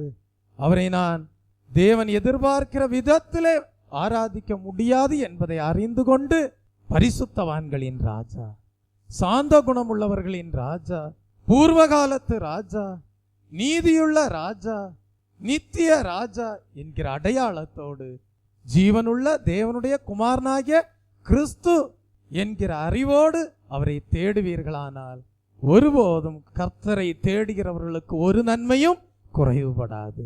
ஒன்றை அறிந்து கொள்ளுங்கள், அன்றைக்கு பெரிய ஆசனங்களிலே வீற்றிருந்த வேதபாரகர்களும் பரிசேயரும் தேவனை அறிந்து கொள்ளவும் இல்லை, தேவனிடத்திலிருந்து பெற்றுக்கொள்ள வேண்டிய நன்மையை பெற்றுக்கொள்ளவும் இல்லை. ஆனால் வியாதியஸ்தர்கள் தேடினார்கள், அவரை நோக்கி கூப்பிட்டார்கள், அவருடைய நன்மையை பெற்றுக்கொண்டார்கள்.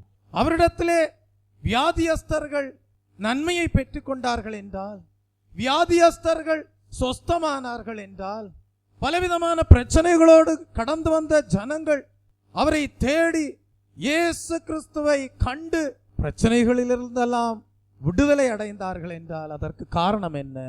அவர்கள் இயேசுவை குறித்து சரியான விதத்திலே கேள்விப்பட்டார்கள், சரியான விதத்திலே தேவனை அடையாளப்படுத்தினவர்களாக, என் தேவனால் கூடாத காரியம் ஒன்றுமில்லை, தேவனால் கூடாத காரியம் ஒன்றுமில்லை, மனுஷனால் கூடாதது தேவனால் கூடும், அவர் மகத்துவமான ராஜா என்று அறிந்து கொண்டு அவரை நோக்கி கூப்பிட்டார்கள், நன்மையை பெற்றுக்கொண்டார்கள். Price the Lord. நீங்களும் கிறிஸ்துவை தேடுகிறவர்களாக காணப்படுகிறீர்கள். சரியான அடையாளத்தோடு தேடுவீர்களானால் முதலாவது தேவனுடைய ராஜ்யத்தையும் நீதியையும் தேடுகிற உங்களுக்கு மீதியுள்ள காரியம் கூட கொடுக்கப்படும். அது கர்த்தருடைய நன்மைகளாக காணப்படும். அதனோடு வேதனையை கூட்டார், உங்கள் குறிக்கோளை அடைய செய்வார். கர்த்தருடைய ஆசீர்வாதமே ஐஸ்வர்யத்தை தரும், அதனோடு தேவன் வேதனையை கூட்டார். ஆனால் அந்நாட்களிலே வாழ்ந்த வேதபாரகரும் பரிசேயரும் இம்மைக்காக வாழ்ந்தார்கள், குறிக்கோளை தவறிவிட்டார்கள். ஆனால் சரியான அடையாளத்தோடு சரியான குறிக்கோளை அடைகிற லெக்கோடு கிறிஸ்துவை தேடினவர்களோ கண்டடைந்தார்கள், பூமிக்குரிய நன்மையும் பெற்றுக்கொண்டார்கள். இரட்டிப்பான நன்மையை தருவேன் என்று வாக்குரைத்த தேவன் அந்த வாக்கு தத்தம் நிறைவேறும்படியான ஜீவியத்தை உண்மையாய் தேடியவர்களுடைய ஜீவியத்திலே நிறைவேற்றக்கூடியவராகவே தான் காணப்பட்டார். அப்படியானால் தெய்வ பிள்ளையே, இந்த காலை வேளையிலே கர்த்தரை பின்பற்றுகிற தெய்வ ஜனங்களே, கர்த்தரை சரியான விதத்திலே அடையாளப்படுத்தி ஜீவிக்கிறவர்களாயிருங்கள், கர்த்தரை சரியான விதத்திலே தேடுகிறவர்களாயிருங்கள், கர்த்தரை சரியான சமயத்திலே கண்டடைகிறவர்களாயிருங்கள், அவர் சமீபமாயிருக்கும் போது அவரை கூப்பிடுகிறவர்களாயிருங்கள், அவருடைய நன்மையை பெற்றுக்கொள்ளக்கூடியவர்களாயிருங்கள், சரியான விதத்திலே தேவனை ஆராதிக்கக்கூடியவர்களாயிருங்கள், அவரை பணிந்து தொழுது கொண்டு அவருடைய பிரசன்னத்தை பாதுகாத்து கொள்ளக்கூடியவர்களாய் இருப்பீர்களானால் உண்மையான கிறிஸ்துமஸாக காணப்படும். Price the Lord. ஏன் ஏரோது ராஜாவால் இயேசு கிறிஸ்துவை போய் காண முடியவில்லை? ஒரு கேள்வி. தன்னை விட ஒரு மகிமையான ராஜா பிறந்திருக்கிறார் என்பதை ஏரோது அறிந்து கொண்டானே, ஏன் ஏரோது ராஜாவினால் போய் இயேசு கிறிஸ்துவை காண முடியவில்லை? தெய்வ பிள்ளையே, எருசலேமிலே தானே காணப்படுகிறான் ஏரோது ராஜா. அங்கிருந்து சற்று தொலைவிலே காணப்படுகிற பெத்லகேம் ஊரிலே பிறந்திருக்கிற இயேசுவை ஏன் ஏரோது ராஜா போய் காண முடியவில்லை? தெய்வ பிள்ளையே, தன்னை விட ஒரு மகத்துவமான ராஜா இயேசு கிறிஸ்து பாலகனாக பிறந்திருக்கிறார் என்பதை ஒரு விசேஷித்த நட்சத்திரத்தின் மூலமாக அறிந்திருந்தாலும் கூட அவனுடைய இருதயத்திலே சந்தோஷம் இல்லை, அவனுடைய இருதயத்திலே மகிழ்ச்சி இல்லை. தெய்வ பிள்ளையே, இயேசு கிறிஸ்து இந்த பூலோகத்திலே பிறந்த போது என்ன சொல்லப்பட்டது? இயேசு என்னும் இரட்சகர் உங்களுக்காக பிறந்திருக்கிறார் என்று சொன்னவுடனே எல்லா ஜனத்திற்கும் மிகுந்த சந்தோஷத்தை கொடுக்கிற ஒன்றாக தான் இயேசுவின் பிறப்பு காணப்பட்டது. ஆனால் எல்லா ஜனத்திற்கும் சந்தோஷத்தை கொடுக்கக்கூடிய இயேசுவின் பிறப்பு ஏரோதுக்கு என்ன கொடுக்கவில்லை? சந்தோஷத்தை கொடுக்கவில்லை. ஏரோதுக்கு சந்தோஷத்தை கொடுக்கவில்லை. காரணம் என்ன? தன்னை விட ஒரு மகிமையான ராஜா. பொறாமை. உடனே அவன் என்ன நினைக்கிறான்? எப்படியாகிலும் கொலை செய்து விட வேண்டும் என்று நினைக்கிறான்.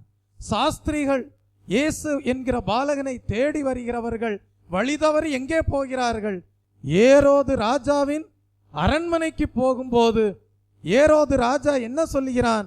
நீங்கள் போய் இயேசுவை கண்டு பிறகு என்னிடத்திலே வந்து அதை சொல்லுங்கள் என்று சொல்லிதான் அனுப்புகிறான். ஆனால் அவனுடைய இருதயத்திலே உண்மையாகவே இயேசுவை போய் காண வேண்டும் என்றோ அவரை பணிந்து கொள்ள வேண்டும் என்கிற எண்ணமோ உண்டாயிருக்கவில்லை. அவனுடைய இருதயத்திலே கள்ளமும் கபடும் காணப்பட்டது. இதிலிருந்து அறிந்து கொள்ளுங்கள், உங்களுடைய இருதயம் உண்மையாய் இருக்கவில்லை என்றால், உங்களுடைய இருதயத்திலே கள்ளமும் கபடும் காணப்படுமையானால் ஒருபோதும் நீங்கள் இயேசுவை சரியான அடையாளத்தோடு தேடுகிறவர்களாய் இருக்க மாட்டீர்கள். இயேசுவை ஒருபோதும் நீங்கள் கண்டுபிடிக்கவும் மாட்டீர்கள். இயேசுவை நீங்கள் பணிந்து கொள்ளவும் மாட்டீர்கள். ஏரோது ராஜாவால் இயேசுவை போய் பார்க்க முடியவில்லை. ஏரோது ராஜாவால் இயேசுவை பணிந்து கொள்ள முடியவில்லை. ஏரோது ராஜாவால் இயேசுவை தேடவும் முடியவில்லை. காரணம், அவனுடைய இருதயம் உண்மையுள்ளதாக காணப்படவில்லை. அவனுடைய இருதயத்திலே கள்ளமும் கபடும் காணப்பட்டது. இருதயத்திலே ஒன்றை வைத்து விட்டு வெளியே அவன் எப்படி காணப்பட்டான் என்றால், கண்டுபிடித்து என்னிடத்திலும் வந்து சொல்லுங்கள் என்று ஏதோ நல்ல எண்ணத்தோடு சொல்வதை போல சொன்னான். ஆனால் ஏரோது ராஜாவினுடைய மாயமாலத்தை, ஏரோது ராஜாவினுடைய கபடத்தை, ஏரோது ராஜாவினுடைய இருதயத்தை அறிந்த தேவன் சாஸ்திரிகள் இயேசுவை கண்டு பணிந்து கொண்ட பிறகு சாஸ்திரிகளை ஏரோது ராஜாவின் அரண்மனைக்கு அனுப்பவில்லை. சாஸ்திரிகளை வேறு வழியாக அனுப்புவதை பார்க்கிறோம். தெய்வ பிள்ளையே, உங்கள் ஒவ்வொருவருடைய இருதயத்தையும் தேவன் அறிந்திருக்கிறார். உங்கள் ஒவ்வொருடைய இருதயமும் உண்மையுள்ள இருதயமாய் இருக்கவில்லை என்றால், உள்ளத்திலே கபடும் உள்ளத்திலே மாயமாலமும் உண்டாயிருக்குமேயானால், கிறிஸ்துவை நீங்கள் தேடுகிறேன் என்று சொல்லிக் கொண்டாலும் பாத்திரத்தின் வெளிப்புறம் சுத்தமாய் இருக்கிறதாக காணப்பட உள்புறமோ அசுத்தமாக காணப்படுகிற நிலவரத்திலே தான் உங்கள் வாழ்க்கை காணப்படும். பரிசுத்தவான்களின் ராஜா என்கிற அடையாளத்தோடு ஜீவிக்காதவர்களாய் இருப்பீர்கள். சாந்த குணமுள்ளவர்களின் ராஜா என்கிற அடையாளம் இல்லாதவர்களாக உங்களை வெளிப்படுத்தக்கூடியவர்களாய் இருப்பீர்கள். உங்கள் வாழ்க்கையிலே மகிமை உண்டாயிருக்காது. மகிமையின் ராஜாவை கண்டடை இயலாத சூழ்நிலையிலே காணப்படுவீர்கள். இந்த காலை வேளையிலே உங்கள் ஜீவியத்தை சற்று ஆராய்ந்து பாருங்கள். ஏரோது ராஜாவினுடைய இருதயம் கள்ளமும் கபடும் உள்ள இருதயமாய் இருந்தது. இயேசுவை காண முடியவில்லை. பரிசேயர் வேதபாரகருடைய உள்ளத்திலே உண்மையாகவே தெய்வத்தை அறிந்து கொள்ள வேண்டும் என்கிற விருப்பம் இல்லாதிருந்தது. அவர்கள் ஸ்தானங்களையும் ஆசனங்களையும் பொறுப்புகளையும் மனுஷர் தங்களை உயர்த்த வேண்டும், போற்ற வேண்டும், துதி பாட வேண்டும் என்பதை தான் குறிக்கோளாக வைத்திருந்தார்கள். அவர்களும் இயேசுவை காண முடியவில்லை. ஆனால் ஒரு கூட்டத்தார் இயேசுவை கண்டார்கள். அவர்கள்தான் சாஸ்திரிகள். அவர்களை குறித்து தான் நாம் படித்தோம். மத்தேயு 2ஆம் அதிகாரம் 2ஆம் வசனம் 11ஆம் வசனம். யூதருக்கு ராஜாவாக பிறந்திருக்கிறவர் எங்கே? கிழக்கிலே அவருடைய நட்சத்திரத்தை கண்டு அவரை பணிந்து கொள்ள வந்தோம் என்றார்கள். அவர்கள் அந்த வீட்டிற்குள் பிரவேசித்து பிள்ளையையும் அதன் தாயாகிய மரியாளையும் கண்டு சாஷ்டாங்கமாய் விழுந்து அதை பணிந்து கொண்டு தங்கள் பொக்கிஷங்களை திறந்து பொன்னையும் தூப வர்க்கத்தையும் வெள்ளை போளத்தையும் அதற்கு என்ன செய்தார்கள்? காணிக்கையாக வைத்தார்கள். தெய்வ பிள்ளையே, இந்த சாஸ்திரிகள் யார்? இவர்கள் ஈரான் தேசத்து பகுதியிலிருந்து வந்தவர்களாய் இருக்கலாம். தெய்வ பிள்ளையே, இவர்களுக்கு வேதத்தை பற்றி அறிவு உண்டாயிருக்கவில்லை. இவர்கள் வேதத்தை பற்றி அறியாதவர்களாகவே காணப்பட்டார்கள். இவர்கள் யூதர்கள் அல்ல, இவர்கள் புறதேசத்தாராக காணப்பட்டார்கள். ஆனால் இவர்கள் நல்ல ஞானிகள், இவர்கள் விஞ்ஞானிகளை போன்றவர்கள், இவர்கள் ஆராய்ச்சி செய்யக்கூடியவர்கள்.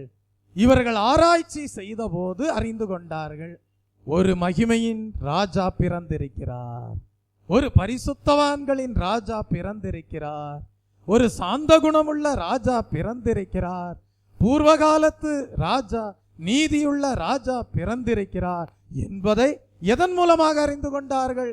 ஒரு விசேஷித்த நட்சத்திரத்தின் மூலமாக அறிந்து கொண்டார்கள். ஏனென்றால் ஒரு விசேஷித்த ராஜா பிறப்பாரே ஆனால் அதற்கேற்ற விசேஷித்த நட்சத்திரமும் தோன்றுமாம். அந்நாட்களிலே இயேசு கிறிஸ்து ஒரு பாலகனாக இந்த உலகத்திலே பிறந்தபோது அதை அடையாளப்படுத்தும் விதமாக பிதாவாகிய தேவன் ஒரு விசேஷித்த நட்சத்திரத்தை வெளிப்படுத்தினார். அதன் மூலமாக சாஸ்திரிகள் அறிந்து கொண்டார்கள்.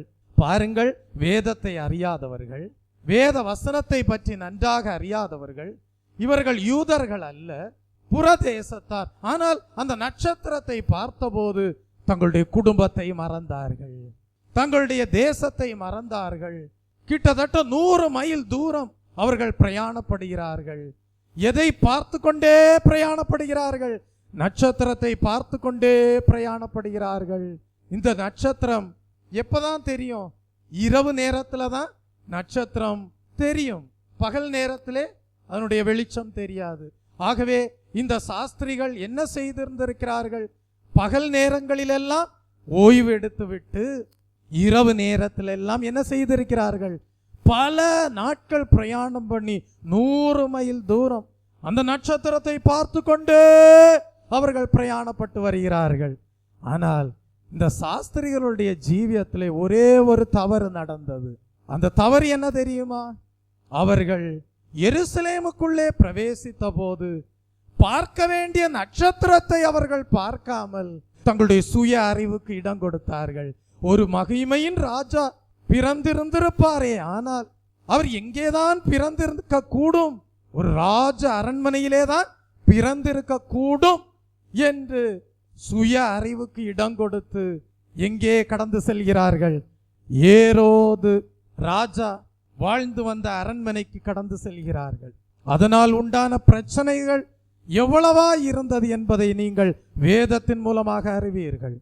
ஏரோது ராஜா இயேசு கிறிஸ்துவை கொலை செய்யும்படியாக எண்ணி அந்நாட்களிலே வாழ்ந்து வந்த 2 வயதிற்குட்பட்ட எல்லா ஆண் பிள்ளைகளையும் கொலை செய்யும்படியாக என்ன கொடுத்தான்? உத்தரவு கொடுத்தான்.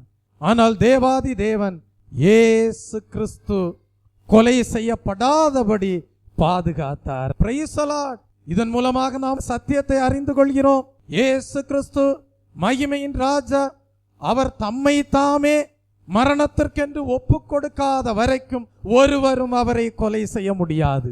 ஏரோது ராஜா கொலை செய்ய எண்ணி இருந்திருக்கலாம். ஏரோது ராஜா கொலை செய்யும்படியாக சட்ட திட்டங்களை வகுத்திருந்திருக்கலாம். ஆனால் தாம் தேவனால் அனுப்பப்பட்ட பரிசுத்தவான்களின் ராஜா, தேவனால் அனுப்பப்பட்ட சாந்த குணமுள்ள ராஜா, தேவனால் அனுப்பப்பட்ட நீதியுள்ள ராஜா, தேவனால் அனுப்பப்பட்ட மகிமையின் ராஜா, பூர்வகாலத்து ராஜா, தம்மை தாமே மரணத்துக்கென்று ஒப்பு கொடுக்காத வரைக்கும் ஒருவரும் தன்னை கொலை செய்ய முடியாது என்பதை தாம் உயிரோடு காக்கப்பட்டதின் மூலமாக வெளிப்படுத்தக்கூடியவராய் இருந்தார். தெய்வ பிள்ளையே, விளங்கி கொண்டார்கள் சாஸ்திரிகள். தாங்கள் போன இடம் தவறான இடம் என்று விளங்கி கொண்டார்கள். தாங்கள் போன இடம் தவறான இடம் என்று விளங்கி கொண்டார்கள். சாஸ்திரிகள் மறுபடியுமாக ஏரோது ராஜாவின் அரண்மனையிலே இயேசு என்கிற பாலகன் பிறக்கவில்லை என்பதை அறிந்து கொண்ட போது மீண்டுமாக அவர்களுடைய தவறை திருத்தி கொண்டார்கள். அவர்கள் மீண்டும் எதை பார்க்க ஆரம்பித்தார்கள்? நட்சத்திரத்தை பார்க்க ஆரம்பித்தார்கள். சரியான இடத்திற்கு அந்த நட்சத்திரம் அவர்களை கொண்டு வந்து விட்டது. அங்கே இயேசு என்கிற பாலகனை கண்டார்கள். நீங்களும் தெய்வ பிள்ளையே அந்த நட்சத்திரத்தை காண்பீர்களானால், நீங்களும் அந்த நட்சத்திரத்தின் வழிகாட்டுதலின்படி இயேசுவை பின்பற்றுவீர்களானால் வழி தவறி போவதில்லை, திசை கட்டு போவதில்லை, சரியான இடத்திலே வந்து சேருவீர்கள், இயேசுவை காண்பீர்கள். தெய்வ பிள்ளையே, அப்படியானால் ஒரு கேள்வி, பாஸ்டர் எங்களுக்கு எந்த நட்சத்திரம் இருக்கு, அதை பார்த்துட்டே நாங்க இயேசுவை பின்பற்றேன்னு நீங்க ஒரு கேள்வி கேட்கலாம். உங்களுக்கு இன்றைக்கு பிரகாசிக்கிற நட்சத்திரமாக காணப்படுகிறது தேவனுடைய வசனம் தான். Price the Lord. தெய்வ பிள்ளையே, அவருடைய வசனம் தான் நம்முடைய ஜீவியத்திலே தீபமாக, பாதைக்கு வெளிச்சமாக காணப்படுகிறது. அவருடைய வசனம் தான் விளக்காக காணப்படுகிறது. அவருடைய வேத வசனம் தான் நம்மை இன்றைக்கு வழிகாட்டக்கூடிய பிரகாசிக்கிற தேவனுடைய வார்த்தையாக காணப்படுகிறது. தெய்வ பிள்ளையே, வேத வசனம் சொல்லுகிறது, அவருடைய வசனம் கால்களுக்கு தீபமும் பாதைக்கு வெளிச்சவுமாய் இருக்கிறது என்று நாம் அறிந்து கொள்கிறோம். தெய்வ பிள்ளையே, அப்படியானால் இன்றைக்கு உங்களுக்கு பிரகாசிக்கிற நட்சத்திரமாக காணப்படுகிறது தேவனுடைய வசனம் தான். வேதமே வெளிச்சம், கட்டளையே விளக்கு. தெய்வ பிள்ளையே, வேத வசனம் தான் இன்றைக்கு பிரகாசிக்கிற நட்சத்திரமாக காணப்படுகிறது. வேத வசனம் தான் பிரகாசிக்கிற விளக்காக காணப்படுகிறது. ஒவ்வொரு தேவனுடைய வார்த்தைக்குள்ளாகவும் தெய்வீக வெளிச்சம் உண்டாயிருக்கிறது. பிதாவாகிய தேவனை நோக்கி வெளிப்படுத்தும் கர்த்தாவே என்று கேட்பீர்களானால் அந்த தெய்வீக வெளிச்சம் பிரவாகித்து வரும்படியாக செய்வார். வேதத்தை அறிந்தவர்கள், இம்மைக்காக ஆராய்ச்சி செய்தவர்கள் கிறிஸ்துவை காண முடியவில்லை. வேதத்தையே அறியாத புறதேசத்தார், யூதர்கள் அல்லாதவர்கள் காண வேண்டியதை சரியான வழிகாட்டியாக வைத்து, சரியான வழிகாட்டியை பின்பற்றி அதன் வழிகாட்டுதலிலே இயேசுவை அடைந்தார்கள். நீங்கள் கிறிஸ்தவர்களாய் இருக்கிறீர்களா? நீங்கள் எந்த தேசத்தார், என்ன இனத்தார், என்ன மொழியை சார்ந்தவர்கள் என்பதெல்லாம் பொருட்டல்ல. கிறிஸ்தவர்கள் என்கிற பெயரோடு வாழ்வது ஒரு பெரிய காரியம் அல்ல. ஆனால் எப்படிப்பட்ட குறிக்கோளோடு யாரை உங்கள் வழிகாட்டியாக வைத்து பின்பற்றுகிறீர்கள் என்பதிலேதான் உங்கள் ஜீவியத்தின் முடிவு உண்டாயிருக்கிறது. இன்றைக்கு உங்களுடைய வாழ்க்கையிலே வழிகாட்டியாக வேத வசனத்தை வைத்திருக்கிறீர்களா? இன்றைக்கு உங்களுடைய ஜீவியத்திலே நான் இன்ன ஜாதியான் என்றல்ல, இன்ன மதத்தான் என்றல்ல, இன்ன கோத்திரத்தான் என்றல்ல, இன்ன பாஷைக்காரன் என்பதிலே மேன்மை பாராட்டுகிறவர்களாக அல்ல, நீங்கள் யாரை வழிகாட்டியாக வைத்திருக்கிறீர்கள் என்பதிலேதான் தேவ மகிமை விளங்கும். இன்றைக்கு உங்களுக்கு முன்பாக தேவன் எதை வெளிப்படுத்தி காட்டுகிறார் என்றால் நட்சத்திரமாகிய வேத வசனத்தை வெளிப்படுத்துகிறார். அதிலிருந்து பிரகாசிக்கிற வெளிச்சம் அவருடைய சத்தியமாக வெளிப்பட்டு கொண்டே இருக்கிறது. அந்த சத்தியம் உங்களுக்குள்ளாக பிரவேசிக்கும் போது அது கிறிஸ்துவின் ஜீவனாக பிரவேசிக்கிறது. அது ஆத்துமாவுக்கு பலனை கொடுக்கிறது. தெய்வ பிள்ளையே, அந்த வேத வசனத்தை வழிகாட்டியாக வைத்து அந்த வேத வசனத்தின் வெளிச்சத்திலே நீங்கள் நடக்கும் போது தெய்வ பிள்ளையே, சரியான விதத்திலே அடையாளத்தோடு தேடுகிற நீங்கள் இயேசுவை காண்பீர்கள், சாஸ்திரிகளை போல. இப்பொழுது இந்த சாஸ்திரிகள் என்ன செய்கிறார்கள்? இயேசுவை இவர்கள் கண்டது மாத்திரமல்ல, இயேசுவை இவர்கள் கண்டது மாத்திரமல்ல, உடனே என்ன செய்தார்கள்? பணிந்து கொண்டார்கள். பிள்ளையையும் அதன் தாயாகிய மரியாளையும் கண்டு சாஷ்டாங்கமாய் விழுந்து அதை பணிந்து கொண்டு தங்கள் பொக்கிஷங்களை திறந்து பொன்னையும் தூப வர்க்கத்தையும் வெள்ளை போளத்தையும் அதற்கு காணிக்கையாக வைத்தார்கள். உண்மையாகவே நீங்கள் இப்படிப்பட்ட ஒரு குறிக்கோளோடு வேதவசனத்தின் அடிப்படையிலே தெய்வீக வெளிச்சத்தை பின்பற்றுகிறவர்களாக கிறிஸ்துவை காணும்போது என்ன செய்வீர்கள் தெரியுமா? உங்களுடைய சிறந்த காரியங்களை எல்லாம் எடுத்து அவருடைய பாதத்திலே வைப்பீர்கள். அவருடைய சிறந்த காரியங்கள் எல்லாம் உங்களுடையதாக மாறுகிறது. உங்களுடைய சிறந்த காரியங்களை எல்லாம் நீங்கள் அவருடைய பாதத்திலே வைப்பீர்கள். இதுதான் உண்மையான பலியின் சிந்தையாயிருக்கிறது. இதுதான் உண்மையான ஆராதனையாயிருக்கிறது. கர்த்தரை தொழுது கொள்ளும் போது உங்களிலே காணப்படுகிற சிறந்ததை அவருடைய பாதத்திலே வைத்து தொழுது கொள்வீர்கள். தேவனால் அங்கீகரிக்கப்படுவீர்கள். ஆபேலையும் அவனுடைய காணிக்கையும் தேவன் என்ன செய்தார்? அங்கீகரித்தார். காரணம், சிறந்ததை கர்த்தருடைய சமூகத்திலே கொண்டு வந்தான். சிறந்ததை கர்த்தருடைய சமூகத்திலே கொண்டு வந்தான், அவருடைய பாதத்திலே வைத்தான்.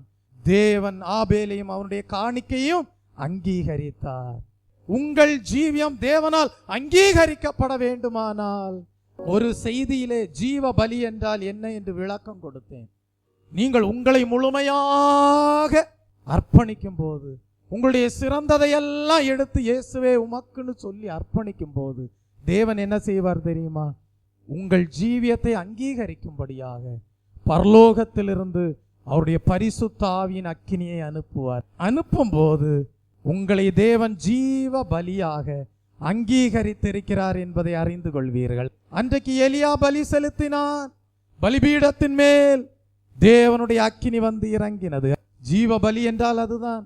உங்களை நீங்களே, கர்த்தாவே என்னுடைய அனைத்தும் உம்முடையது, நான் உம்முடையவன், என்னுடைய சிறந்தது அனைத்தும் உம்முடையது என்று சொல்லி முழுமையாக உங்களை கர்த்தருக்கு கொடுக்கும் போது கர்த்தர் தம்முடைய சிறந்த அபிஷேகத்தை உங்களுக்கு கொடுத்து உங்களை அங்கீகரிப்பார். நீ என் பார்வையிலே அருமையானபடியால் உன்னை சிநேகித்தேன், கனம் பெற்றாய் என்பார். என்னை ஜீவ பலியாய் ஒப்புவித்தே ஏற்றுக்கொள்ளும் இயேசுவே.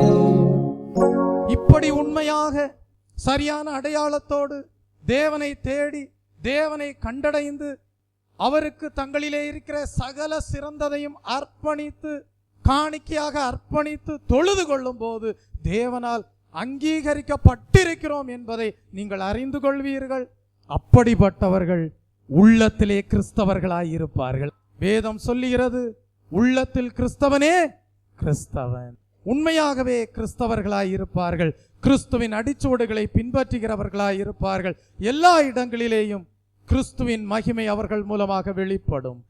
சாஸ்திரிகளே, ஞானிகளே, ஆராய்ச்சியாளர்களே, கிறிஸ்துவை எப்படி பின்பற்றுகிறீர்கள்? சாஸ்திரிகளே, கர்த்தரை எப்படி தேடுகிறீர்கள்? சரியான அடையாளத்தோடு தேடுகிறீர்களா? ஏரோது ராஜாவின் அரண்மனைக்கு போய்விடாதீர்கள், அங்கே இயேசு கிறிஸ்து இல்லை. வேத பாரகர் பரிசேயரிடத்திலே போய்விடாதீர்கள், அவர்களிடத்திலே கிறிஸ்து இல்லை. கிறிஸ்து எங்கே இருக்கிறார்? கிறிஸ்து எங்கே இருக்கிறார்? தெய்வ பிள்ளையே, கிறிஸ்து ஒரு தாழ்மையுள்ள இடத்திலே இருக்கிறார். தாழ்மையுள்ள பரிசுத்தவான்களின் மத்தியிலே, சாந்த குணமுள்ளவர்களின் மத்தியிலே கிறிஸ்து காணப்படுகிறார். வேத வசனத்தின் வெளிச்சத்திலே நீங்கள் நடக்கும் போது அவரை கண்டடைவீர்கள். உங்கள் தேடுதல் வீண் போவதில்லை. அவருடைய மகிமையை பெற்றுக் கொள்வீர்கள். அவருடைய சமூகத்திலே சாஷ்டாங்கமாய் பணிந்து கொள்வீர்கள். உங்களுடைய சிறந்ததை அவருக்கு கொடுப்பீர்கள். தேவனால் அங்கீகரிக்கப்படுவீர்கள். அவருடைய வருகையின் நாளிலே அவரால் அங்கீகரிக்கப்பட்ட சம்பத்தாய் இருக்கிற உங்கள் ஜீவியம் தேவனால் ஏற்றுக்கொள்ளப்படக்கூடியதாய் இருக்கும். உண்மையான கிறிஸ்துமஸ் என்று சொல்வது இயேசு யார் என்று அறிந்து கொள்ள வேண்டும். சரியான அடையாளத்தோடு இயேசுவை தேட வேண்டும்.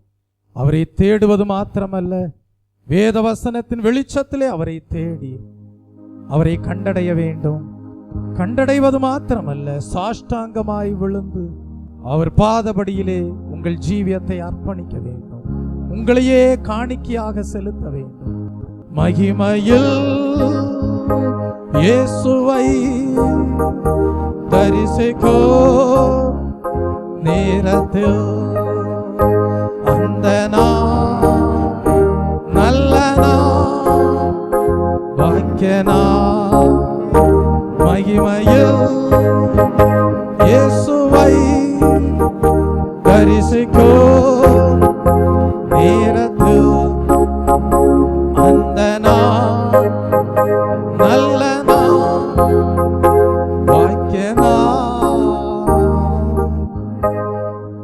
நாளிலே கிறிஸ்மஸ் என்று சொல்லப்படுவதின் மெய்யான அர்த்தத்தை, சத்தியத்தை தேவன் நமக்கு வெளிப்படுத்தின தயவுக்காக ஸ்தோத்தரிப்போம். ஸ்தோத்ரம் ஸ்தோத்ரம் ஸ்தோத்ரம் ஸ்தோத்ரம் ஸ்தோத்ரம் ஸ்தோத்ரம். வேத வசனத்தின் வெளிச்சத்திலே நடக்கிறவர்களாக, ஒருபோதும் திசை மாறி போகாதவர்களாக, இடராதவர்களாக, தேவனுடைய மகிமையை பெற்றுக்கொண்டவர்களாக, தேவனால் சேர்த்து கொள்ளப்படுகிற சம்பத்தாக தேவன் ஒவ்வொருவரையும் விளங்க செய்யும்படியாக ஸ்தோத்தரிப்போம். ஸ்தோத்ரம் ஸ்தோத்ரம் ஸ்தோத்ரம். ஜெபிப்போம். மகா இரக்கமும் கிருபையும் உள்ள பிதாவே, இந்த நல்ல கிறிஸ்துமஸ் ஆராதனை வேலைக்காக நன்றியோடு ஸ்தோத்திரிக்கிறோம் கர்த்தாவே. ஆண்டவரே, இந்த அருமையான ஆண்டவரே இந்த ஓய்வு நாளிலும் கூட கர்த்தாவே, ஆண்டவரே இந்த வசனத்தை ஆண்டவரே ஆழமாக நாங்கள் சிந்திப்பதற்கு கர்த்தர் எங்களுக்கு கொடுத்த இந்த மகாபிரிய தயவுக்காக நாங்கள் நன்றி செலுத்துகிறோம் சுவாமி. ஆண்டவரே, ஒரு வித்தியாசமான ஒரு கோணத்தில் கர்த்தாவே கர்த்தர் எங்களோடு கூட நீர் இடைப்பட்டீர். உமக்கு நன்றி தகப்பனே. ஆண்டவரே, இயேசு கிறிஸ்துவை நாங்கள் ஆவியின்படி ஆண்டவரே நாங்கள் ராஜாதி ராஜாவாக உம்மை அறிந்து கொண்டு ஆராதனை செய்ய நீர் கிருபை தர வேண்டுமாய் நாங்கள் செபிக்கிறோம் கர்த்தாவே. நாங்கள் அவ்வாறு உம்மை தொழுது கொண்டு ராஜரீக ஆசாரியர்களாகவும் ஆண்டவரே ராஜாக்களாகவும் ஆண்டவரே காணப்பட கர்த்தர் தாமே எங்களுக்கு நீர் வேலையில கிருபை தர வேண்டுமாய் நாங்கள் ஜெபிக்கிறோம் கர்த்தாவே. ஆண்டவரே, இம்மைக்காக மாத்திரமல்ல ஆண்டவரே நீர் எதிர்பார்த்திருக்கிற ஆண்டவரே விதத்தில் நாங்கள் உம்மை ஆராதிக்க கர்த்தர் தாமே எங்களுக்கு கிருபை அருள வேண்டுமாய் நாங்கள் ஜெபிக்கிறோம் கர்த்தாவே. முழு இருதயத்தோடு முழு ஆத்மாவோடு கர்த்தரை தேடும்போது, உண்மையாய் உம்மை தேடும்போது நீர் எங்களுக்கு சமீபமாய் இருக்கிறபடினால நாங்கள் உம்மை ஸ்தோத்திரிக்கிறோம் ஆண்டவரே. ஆண்டவரே, நீர் எங்களுக்காக வைத்திருக்கிற நோக்கத்தை திட்டத்தை அறிந்து உமது சமூகத்தில் ஆண்டவரே உமக்காய் நாங்கள் காத்திருந்து கர்த்தாவே நாங்கள் உம்மை தேடி அடைந்து கொள்ள கர்த்தர் தாமே எங்களுக்கு கிருபை நல்க வேண்டுமாய் நாங்கள் ஜெபிக்கிறோம் கர்த்தாவே. நீ பரிசுத்தவான்களின் ராஜாவாய் இருக்கிறபடியால் உம்மை ஸ்தோத்திரிக்கிறோம். பூமி அனைத்திற்கும் ராஜாவாய் இருக்கிறபடினாலும் உம்மை ஸ்தோத்திரிக்கிறோம் ஆண்டவரே. நீ நீதியின் ராஜாவாய் இருக்கிறபடியால் உம்மை துதிக்கிறோம் ஆண்டவரே. பூர்வ கால ராஜாவாய் அபிஷேகம் பண்ணப்பட்டவராய் இருக்கிறபடினாலும் உம்மை ஸ்தோத்திரிக்கிறோம் கர்த்தாவே. இப்படிப்பட்ட குணாதிசயங்களை கர்த்தாவே நாங்களும் எங்களுடைய வாழ்க்கையிலே வெளிப்படுத்த கர்த்தர் தாமே கிருபை தர வேண்டுமாய் நாங்கள் ஜெபிக்கிறோம் கர்த்தாவே. ஏரோதுவை போல பரிசேயரை போல நாங்கள் அல்லாமல் கர்த்தாவே சரியான விதத்திலே ஆண்டவரே நாங்கள் அடையாளப்படுத்தி ஆண்டவரே உம்மை ஆண்டவரே நாங்கள் தேடி உம்மை கண்டடைய கர்த்தர் தாமே எங்கள் கிருபை தாரும் ஆண்டவரே. எமது வசனத்தின் வெளிச்சத்திலே காணப்படுகிற ஒளியை நாங்கள் பின்பற்ற எங்கள் கிருபை தாரும் கர்த்தாவே. ஆண்டவரே, இந்த நாளிலே நீங்கள் பேசியிருக்கிற ஒவ்வொரு காரியத்தையும் எங்களுடைய வாழ்க்கையில் நாங்கள் அபியாசப்படுத்தி மென்மேலும் உமக்குள்ளாய் வளர ஆண்டவரே உமது பிரியமாய் ஆண்டவரே எங்களுடைய ஜீவியம் ஆண்டவரே தொடர்ந்து காணப்பட கர்த்தர் தாமே கிருபை தர வேண்டுமாய் எங்கள் அருமை இரட்சகர் இயேசுவின் மூலமாய் கெஞ்சி கேட்கிறோம் ஜீவனுள்ள பிதாவே, ஆமென். காலம் மேய்ப்பர்கள் தம் மந்தை காத்தன, கர்த்தாவின் தூதன் இறங்க விண்ஜோதி கண்டன, அவர்கள் உள்ளவோமே தூதன் திகிலே, எல்லோருக்கும் சந்தோஷம் அச்செய்தி போலவே, தாவீதின் வம்சம் கூறினோமே கிறிஸ்து நாதனாய், பூலோகத்தார்க்கு இரட்சகர் இன்றைக்கு பிறந்தார். என் ஆத்துமாவே கர்த்தரை ஸ்தோத்திரி, என் முழு உள்ளமே அவருடைய பரிசுத்த நாமத்தை ஸ்தோத்திரி. என் ஆத்துமாவே கர்த்தரை ஸ்தோத்திரி, அவர் செய்த சகல உபகாரங்களையும் மறவாதே. ஆமீன். நம்முடைய கர்த்தராகிய இயேசு கிறிஸ்துடைய கிருபையும் பிதாவாகிய தேவனுடைய அன்பும் பரிசுத்தாவியானுடைய அந்யோன்ய ஐக்கியமும் இன்றும் என்றும் சதா காலங்களிலும் நம் அனைவரோடும் நம்முடைய குடும்பங்களோடும் சபையாரோடும் இருப்பதாக. ஆமீன். கர்த்ததாமே இந்த சத்தியத்தை கேட்கிற ஒவ்வொருவரும் கிறிஸ்துவை சரியான விதத்திலே அறிந்து கொண்டு சரியான அடையாளத்தோடு கிறிஸ்துவை பின்பற்றுகிறவர்களாக, அவரை தேடுகிறவர்களாக, அவரை கண்டடைகிறவர்களாக, அவரை பணிந்து கொள்கிறவர்களாக, முழுமையாக தங்களை அர்ப்பணித்து தேவனால் அங்கீகரிக்கப்பட தேவன் தாமே கிருபை செய்வாராக. ஆமீன்.